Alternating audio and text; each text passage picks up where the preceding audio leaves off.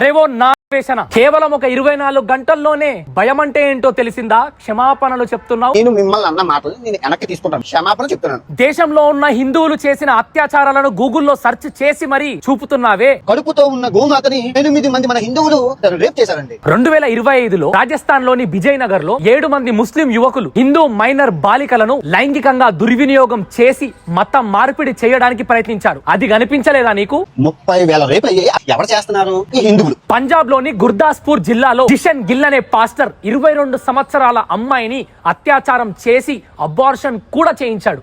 అది కనిపిస్తలేదా నీకు? ఇలా మాట్లాడుకుంటూ పోతే నువ్వు కూడా ఒక 14 సంవత్సరాల బాలికను అత్యాచారం చేశావు. అరే నా వేషణ, నీలాంటి అత్యాచారం చేసే రాక్షసులకు కులంతో మతంతో సంబంధం లేదురా.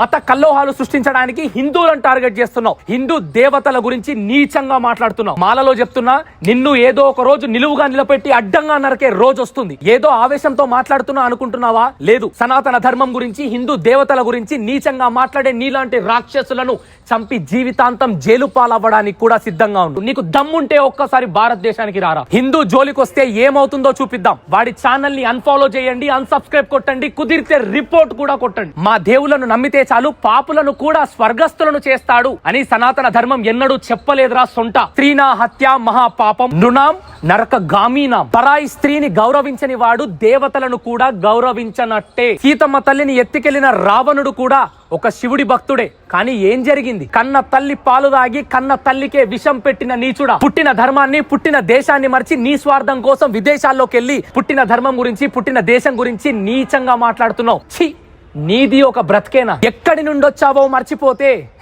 మళ్ళీ అక్కడికే పంపడానికి మేము సిద్ధంగా ఉన్నాం రా అన్వేషు. గత వీడియోలో చెప్పినా కదా, ఎవరిని చూసైతే ఎగురుతున్నావో వాళ్ళతోటే నీ నోట్లో ఉమ్ముపిస్తా అని. ఈ రోజు తీరిందా దూలా? కేవలం ఒక 24 గంటల్లోనే భయం అంటే ఏంటో తెలిసిందా? క్షమాపణలు చెప్తున్నావు. ఇన్ని రోజుల నుండి మదమెక్కిన గర్వం కాస్త మెల్లిమెల్లిగా దిగుతుందా? సబ్స్క్రైబర్స్ తగ్గుతుంటే, ఫాలోవర్స్ అన్ఫాలో చేస్తుంటే, నువ్వు ఎన్ని స్టంట్లు చేసినా కూడా నువ్వు 2 మూతుల పామని అందరికీ తెలిసిపోయిందిరా. ఇక్కడ నుంచి నువ్వు ఎన్ని మాస్కులు పెట్టినా నీ నిజస్వరూపం అందరికీ తెలిసిపోయింది. ఇంకెవ్వడు నిన్ను నమ్మడు. నమ్మి మళ్ళీ నిన్ను సపోర్ట్ చేయడు. జై శ్రీరామ్, జై సనాతన ధర్మం, జై హింద్.